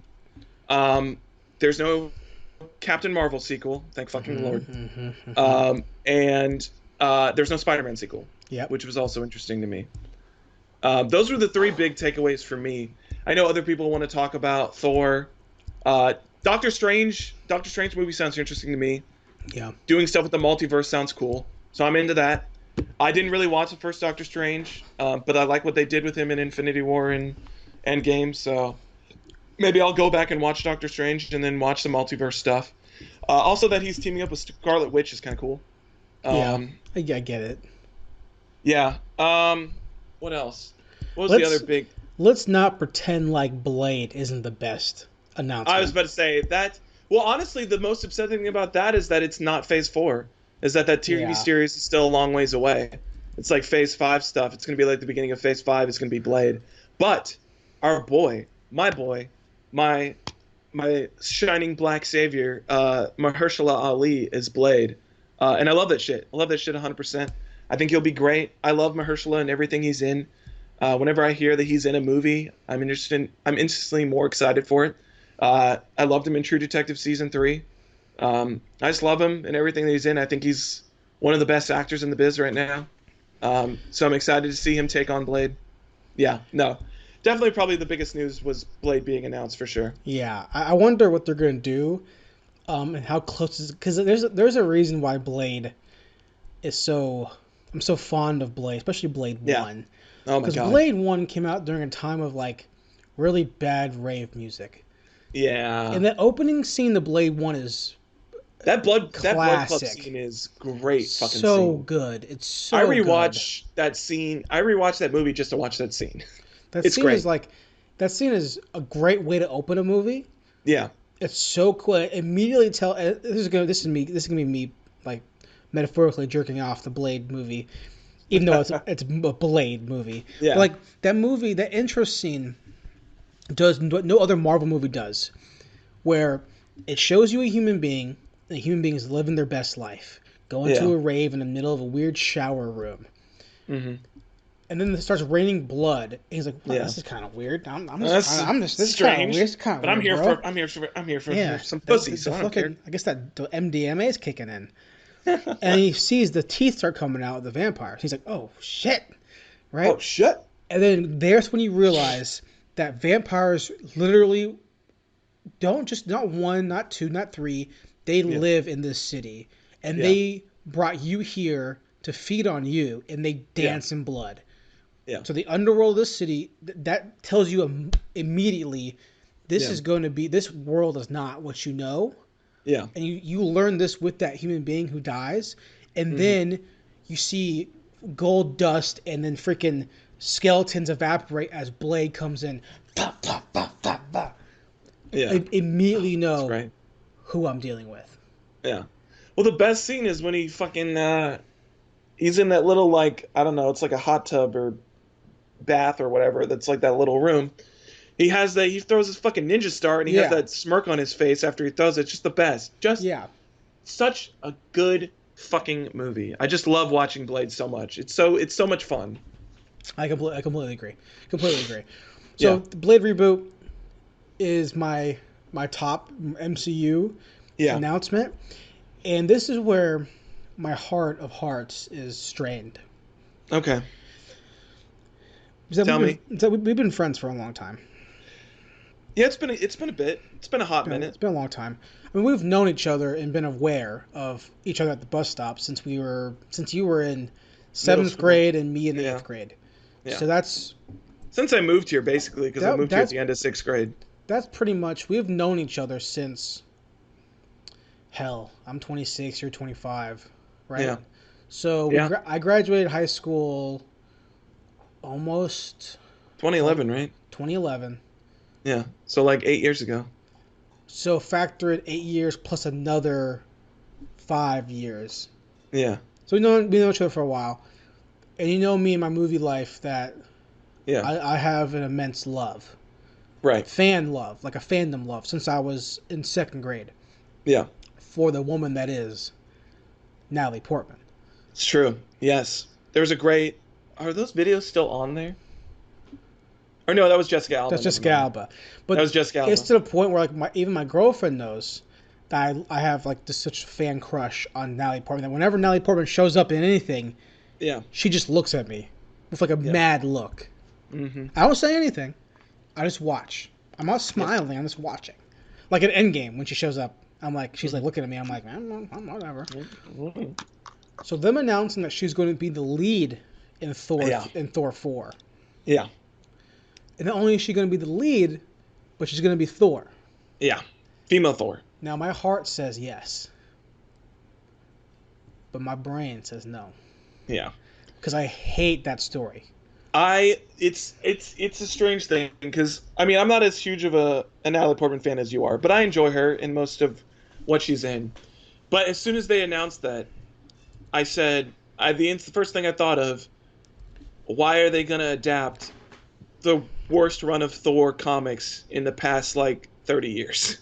I really don't enjoy that run, and it's not because it's female Thor. I just don't enjoy that story. I just don't like what they did with her. I don't know. I enjoyed... Does that mean that she's going to have cancer? Because that's the whole reason that she's Thor, is so that she can beat cancer. So. I guarantee they're going to say that she hasn't been in the universe because she's been dealing with cancer, which is fine. I just don't enjoy that story. What I do enjoy that came out of that storyline is having unworthy Thor. Yes. I enjoy that. Well, he still has his axe, which is going to be sweet. But the problem in MCU is this. So she's dying of cancer in the comic books, right? Right. He's unworthy, She becomes Thor because she is worthy. Now it keeps her alive. MCU, he's worthy. He holds both hammers. Yeah, I was about to say, he still holds the hammers. He gives up the kingship to Valkyrie. Yeah. To go explore and find something new. So also, it's new. like, that's the thing that doesn't make sense, where it's like, if he gave up the kingship to Valkyrie, then why would Valkyrie now become Thor? Right. It just doesn't make any sense that Natalie Portman is becoming Thor. They're going to have to do some writing around to figure that out. Yeah. I mean, it's typecast, so, I mean, I imagine he'll find some interesting, clever way to make it work. So Because you can't say that, because the whole point of why I liked Unworthy Thor was him trying to find himself. Yeah. Whereas in the end of Endgame, he says, I'm tired of being what I was supposed to be and not who I am type thing. Yeah, he, I just want to be... He knows who he is. He already knows who he Yeah. is. He already figured that out. So there's no journey for Thor anymore. Like, if if End of Endgame was he kills Thanos, like, by himself, like, cuts him in half in, like, a really brutal, murderous way. Yeah. And then he can't pick up the hammer, but Cap can. Yeah. Well, that's a good journey. Now he's unworthy. Yeah. So now you have Natalie Portman picks up the hammer. Mm-hmm. That's fine. That you can make that good. Yeah. Just don't look at Jason Aaron's run and be like, I want to do this for panel by panel, because I don't think it's a good storyline. No. Yeah. No. Personally. There's a lot of panels that I've seen from that run that make me cringe in my boots. So yeah. I hope that they just take that we're gonna make a female Thor and do something actually interesting with it. I mean, it's why Thor Ragnarok was probably like one of the best solo films from Phase 3 altogether. Oh, yeah, so I completely agree. So I'm not exactly like worried. I think he'll make it a way that's interesting and fun. But yeah, I mean, my first thought was definitely just like, why are we doing this? Yeah, I completely agree with you. What did you want to move on to next? If not, still in the MCU. If not, let's see. In the MCU, or anything in general. I don't think there was anything else big out of the MCU necessarily. I think we hit on like most of the big stuff. One of the big things that I wanted to touch on. So there's a movie and there's a series that's coming out that I want to touch on, which was Lupin. There's a Lupin the Third CG movie that's got its trailer released like a week or two ago or something like that. I didn't know much about this movie. I didn't even know it was being made until it got. There was like an artwork that got released, and then the trailer was released like a day or two after that. This movie looks fucking goddamn gorgeous. Really? Have you watched the trailer? I haven't seen it yet. No. Watch this trailer. It basically looks like a Miyazaki, but as CG. It looks the best I've ever seen a CG anime film look. It just looks fucking amazing. Damn. Like, they don't look weird or anything like that. Like, the character designs don't look weird. Like, they look like Lupin characters. They look like Lupin looks how Lupin would look. I think the one that probably looks the strangest is not Goemon, but God, who's the Top Hat? Jinzo or whatever? Yeah. Jigen, yeah. Jigen. He probably is the one that looks probably a little bit the strangest, but Lupin looks so goddamn good. Rika looks good. Goemon looks good. The Inspector looks great. It looks like a really fun series. It looks great. It looks like a Miyazaki level of like art style. Is it a Netflix thing or? No, it's not Netflix. It's something else. It's I can't remember who's putting it on. But I can't remember what studio's putting it on. But let's see. TMS Entertainment. I don't know. Let's see. Is it a movie or a series? It's an actual movie that's coming out. So it's a CG. It's going to be a full-length CG movie. It's supposed to be released Japan. It's coming out in Japan in December, so it probably won't get to us until like April or May or some shit like that, because it usually takes a while. But I am just so excited to see this movie. It looks so good. If you haven't watched the trailer yet, I highly recommend when we're done recording, watch the trailer. I'm watching it right now. Oh yeah, it just looks so freaking good. Yeah, it looks great. It looks the best I could ever hope for a CG movie to look like. I hope studios take this as a lesson of like what CG can actually look like, because it doesn't have to look like bullshit. It can look really, really good. Yeah.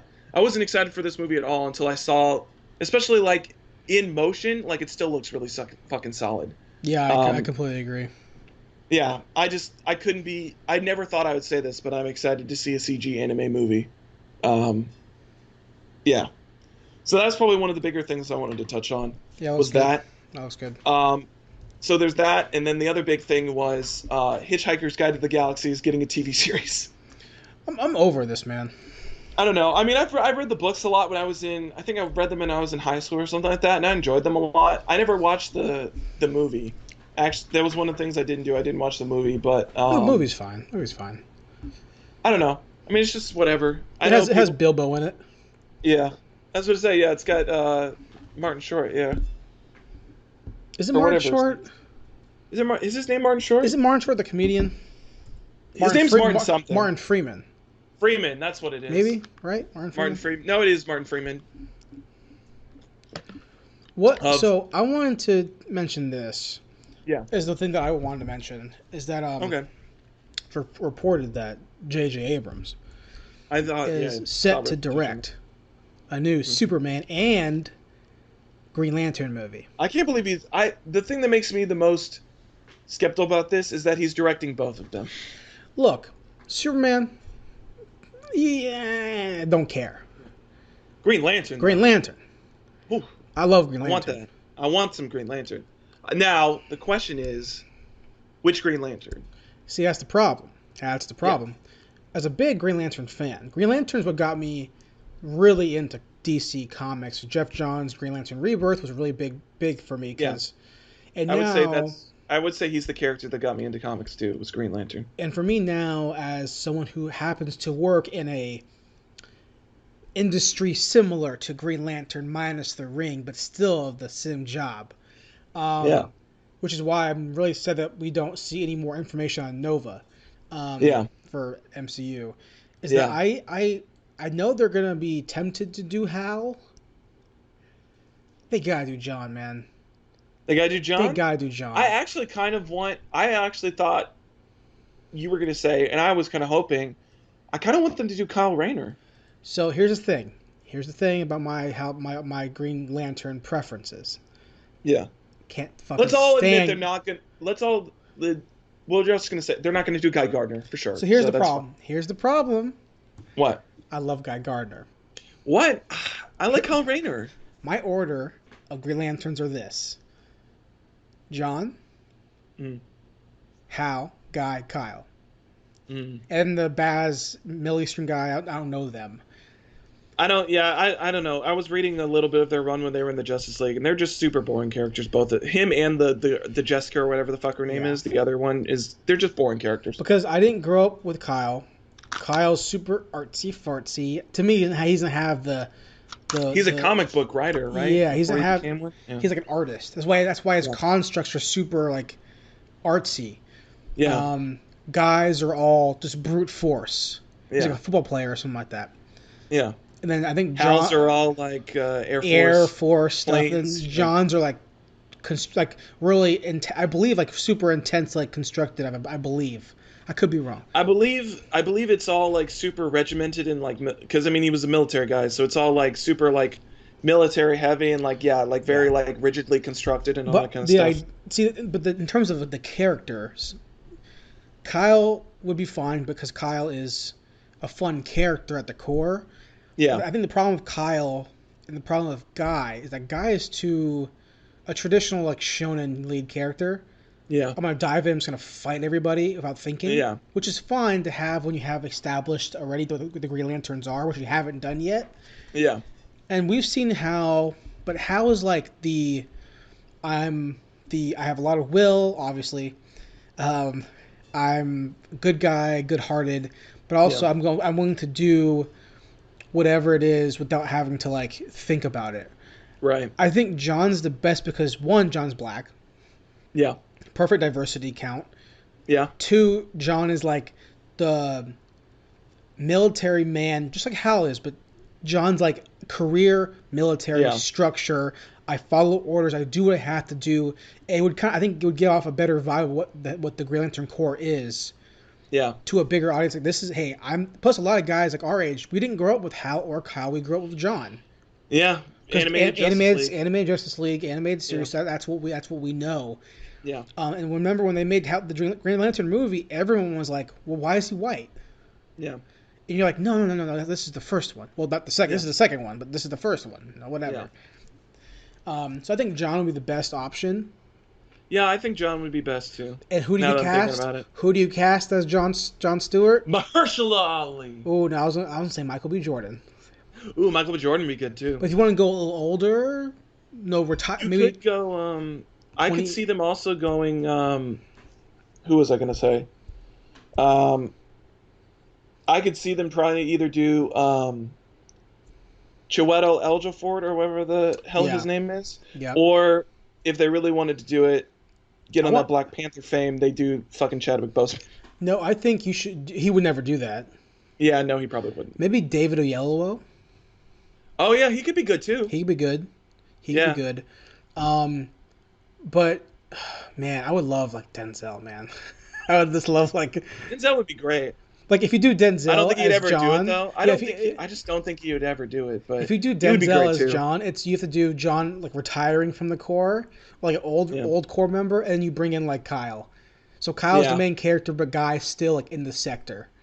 Yeah, like, that would be cool. That would be cool because then he'll be like,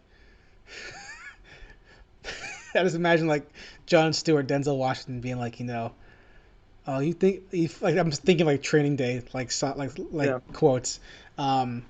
Superman, I really have no desire for another one. Yeah, I don't know. I mean, it's just like, I liked Man of Steel a lot. I liked what Zack Snyder did with the character. They're obviously, if JJ's going to make it, it's going to be a completely different thing. Yeah. I honestly would want to see because one of the recent there's two recent Superman stories that I really, really loved a lot that I would love to see if they're going to do it again, which was Max Landis's run of Superman, which was much more of like coming of age, like growing up Superman. I would be interested to see that. Mm-hmm. Not like skipping through his teenager, but actually like being with him, like Smallville type of shit, like going through like as he's like a teenager and like developing his powers and stuff like that, and just building those relationships. Or it was who was it? It was Jim Lee and who was the one that did the Batman run for New 52? Because he made Snyder and Jim Lee made Superman. It's Scott Snyder, right? Scott Snyder. Scott Snyder and Jim Lee teamed up, and they did Superman Unchained, and that was a really good Superman story that I loved as well. Just because that was just balls to the wall Superman, which is like, if you're gonna do Superman, just fucking go in on it. Yeah. So it's either that. It's like either him developing his powers and like establishing all of these relationships. Like one of the best things that I loved about Max Landis's run was when he first meets Batman. That whole issue is like a great issue. Him like one of the other issues that I really enjoyed was like when he was like a younger Superman, and he was like in vacation somewhere doing some fucking bullshit. He was like on somebody's yacht, like just like hanging out and like having a good time and like being like a kid, and I just love that shit. So it was like that, or just like going balls to the wall Superman. That's what I want to see. Just make sure that in this next one we don't have a scene where Clark looks at his dad. Yeah. In a tornado. Oh my god! Even though he could absolutely save him. Save his life. Yeah. Kevin Costner goes, no, can't do it. Even though nobody can see you because we're in the middle of a tornado. And if anyone says anything, you just laser beam their eyes through and just kill them for seeing. I was about to say, it's like just already been established in the comics that Superman can just erase people's memories with his eye beams. So just, yeah. But is there anything else on our little docket that you wanted to touch on? I don't think so. I think we touched on most of the big stuff. I mean, there was another thing about Lord of the Rings series, but it's not big. They just cast somebody. I don't know. It's a nobody. So I mean, it's just that they're moving on ahead with it, but we still know anything about it except that it's happening in the Second Age.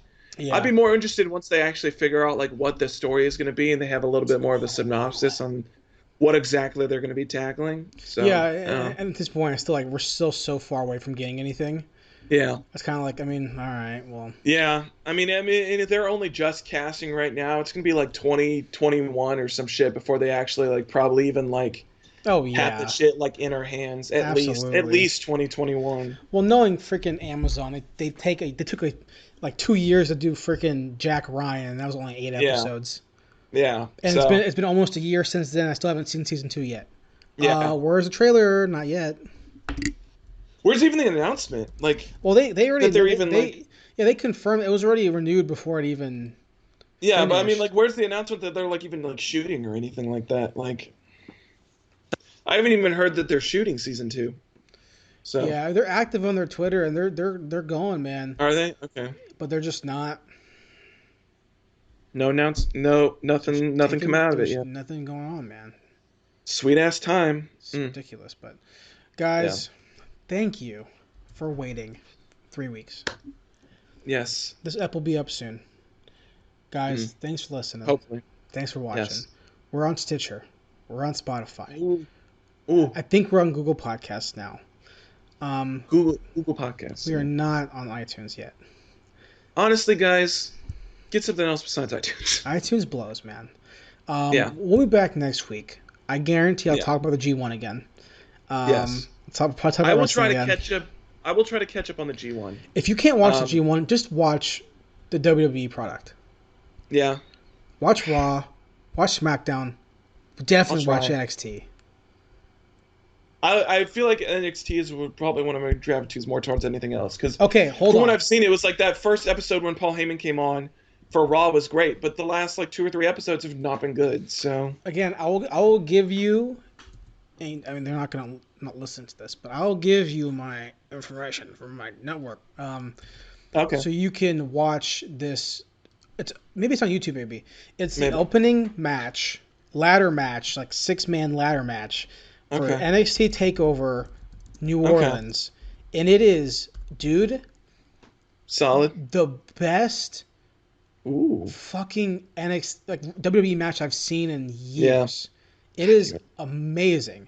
It is so good, and there's so many good spots in it that make you go, how is this not like how is the main roster not this? Like why is it not this good? Yeah. Oh, dude, hold on. Because Vince McMahon doesn't have his fucking grimy little fingers in NXT. It's all Triple H, baby. It's gonna work. Oh, it's gonna work. Dang it. I'll give you my information and then you can check it out. I think. I think you're gonna really like it. But can you try to send me your New Japan stuff again to see if that works? Yeah. Hold on. I don't know why that didn't work, but it didn't. So I don't know. No, I'll do that. I'm gonna do that right now. Actually, while we're here. I need to log in. So I have my computer up here right now. 'Cause I'm actually logged in right now. I was watching G1. Oh, okay, nice. Hold on. This is a great podcast right here. I know. There it is. I'll just be like calling on the old. What was it? Oh God, what was their shit even called? For what? PlayStation podcast. Beyond. Oh, Beyond. PSXO. Going PSXO, doing my one of his little side stories about the Waterman. I don't even remember what the fuck that shit was. Oh my God, what was it? Something about the Waterman. Waterman comes through.